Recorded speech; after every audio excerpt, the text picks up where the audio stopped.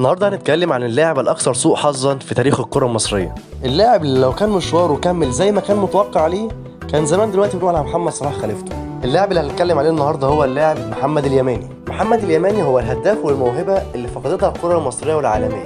في كاس العالم للشباب 2001 لما كان منتخب مصر بيجيب جول كان بيقولوا اللي جاب الجون اليماني ولا حد تاني. اليماني هو احد اساطير كاس العالم 2001 والنسخه الاولى لمحمد صلاح، والمثال الابرز للمحترف المصري القادر على الوصول للعالميه. الموهبه اللي فرحت الشعب المصري في وقت قصير جدا مع جيل صنع انجاز كبير، وقعدوا فتره كبيره راكبين الكره الافريقيه لسنوات كتير. وموهبه اليماني يا ريت كانت نهايه مسيرته زي بدايتها. دي الجمله اللي اتقالت من كل الجماهير اللي شافت الموهبه دي ساعتها. محمد اليماني هو من ناشئي نادي الاسماعيلي وسافر مع والده في سن صغير لبلجيكا، ولعب مع اكثر من نادي هناك في مرحله الناشئين لغايه ما لعب لنادي ستاندرد لياج وقدم مستوى كبير معاهم وبقى من اهم الهدافين في الدوري البلجيكي.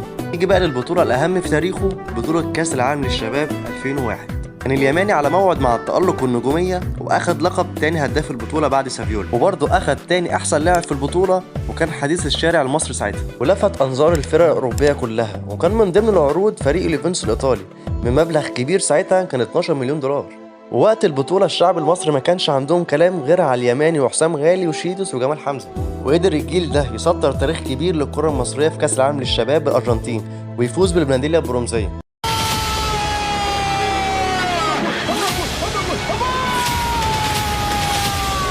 سنة 2001 العام التاريخي الأفضل لليماني برضه هو نفس العام الأسوأ بالنسبة ليه.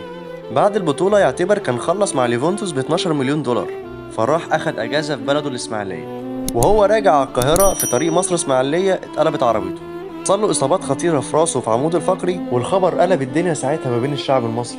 وللأسف الإصابات دي خلته بعيد عن الملاعب سنتين وكانت قادرة تنسيه كرة حرفيا. ده اللي ظهر في مستواه مع الأندية اللي لعب معاهم بعديها زي الإسماعيلي والزمالك والاتحاد السكندري والشمس، وده اللي خلاه يعتزل في سن ال30. واللي حصل لليماني ده دروس مستفادة لأي لاعب ويعرف إن الكرة ملهاش كبير، وإن حتى لو أنت شايف نفسك رجليك شايلاك في الملعب واللياقة توب فورم اوعى تنسى نفسك إن سهل تتصاب.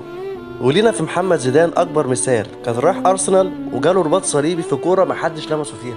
نرجع تاني لليماني، وإنه سبحان الله وأكن ربنا بيعوضه من خلال الدخول في عالم التدريب من خلال بطولة كابتنو مصر في جلب آلاف المواهب في كرة القدم في مصر، وفي شهور من خلال خبراء فنيين لفوا محافظات مصر كلها ويختاروا اللاعبين اللي هتشارك في الموسم الأول. وفعلا اتقدم للاختبارات أكتر من 50,000 لاعب، وقعدوا يصفوهم لغاية ما وصل عدد اللاعيبة ل 144 لعيب، كل فرقة 18 لاعب ومنهم فريق كابتن محمد اليماني، واللي قدم بطولة قوية مع فرقته ووصل للنهائي وقدر يكسب البطولة بعد أداء مميز يبشر بقدوم مدرب صاحب فكرة في المستقبل القريب.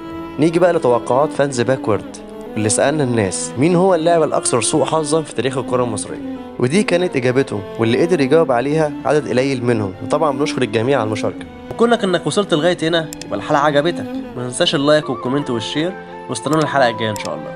كان معكم إسلام أوتاكا وبرنامج باكورد.